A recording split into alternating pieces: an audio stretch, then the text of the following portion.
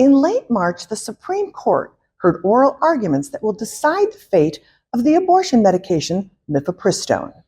Part of what the justices are deliberating is whether an obscure federal law from 1873 that's still on the books called the Comstock Act will be used to ban the drug from being sent through the U.S. mail.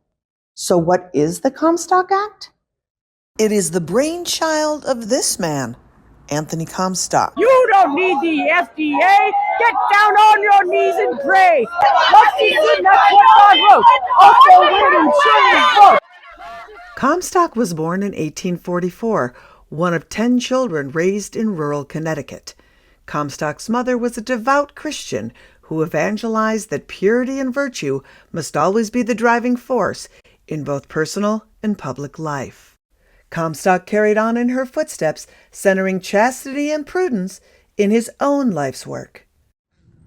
I spent some time with Comstock himself to talk about the Comstock Act and why his 151-year-old purity crusade is as relevant today as it was during the Grant administration.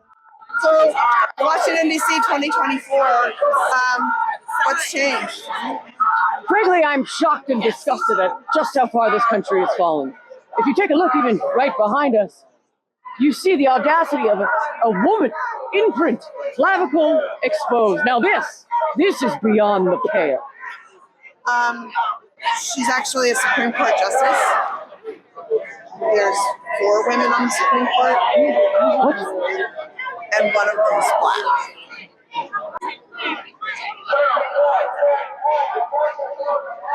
But to understand the Comstock Act, we need to know its history. So I sat down with him in an empty office complex to learn about his journey of becoming the poster boy for purity.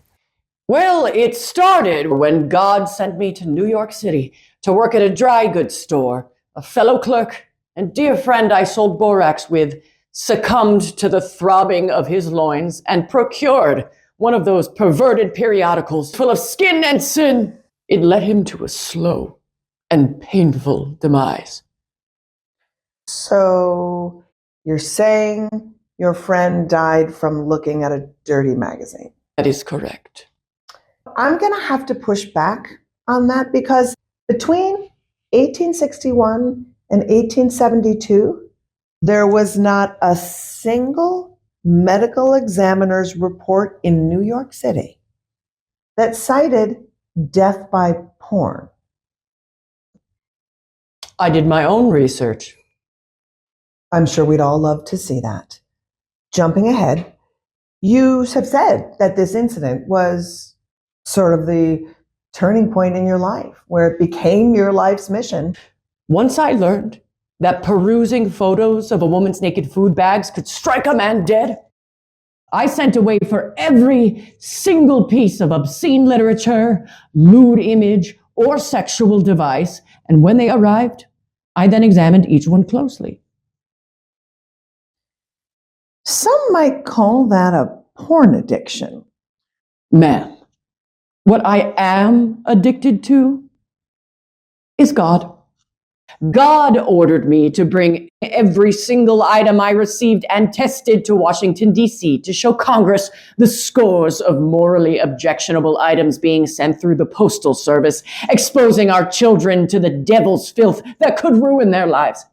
So they actually sign a federal act that bans sending through the mail, and it's a list: pornography, contraception, Yes. vibrators, abortion-inducing compounds, Absolutely. guns. Guns. Honey, I said things that could harm children. Are you sure that there's not a man here that I could talk to? No, I'm sorry. All the men are busy pegging each other with the strap-ons they ordered through the mail. Great! And shipping leather smithing goods is exactly what the Postal Service should be used for. Right, exactly. But for Comstock, it wasn't enough to just get the law passed. He made sure someone would enforce it. They put me in charge of screening. I became the United States Postal Inspector. I was the decider. Just you? Alone for the whole country? Oh, sweetie, it takes a whole team to censor this amount of depravity. So I deputized a hand-picked posse of concerned citizens and moral watchdogs to gather suspiciously oblong or drippy packages from America's mailrooms and then send them to me for inspection. Wait, wouldn't sending these things to you through the mail technically be violating your own act? Not if it's being sent to me in the name of God's glory.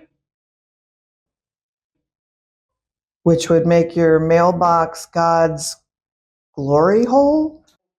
Exactly. Oh, finally, you're getting it. Right. Okay. Let's fast forward to 2024. There's a new crop of Comstocks who are working tirelessly to revive your law, especially right now, to try to abolish abortion. Indeed, what we are witnessing today is a resurgence of Christian men, Christianity. I am so proud, not only of the statesmen who passed my law in 1873, but of the modern day men who are working to revive it. These 21st century men are bringing their 19th century values to rebuild the broken American foundation that was corroded by the temptations of whores who want equality.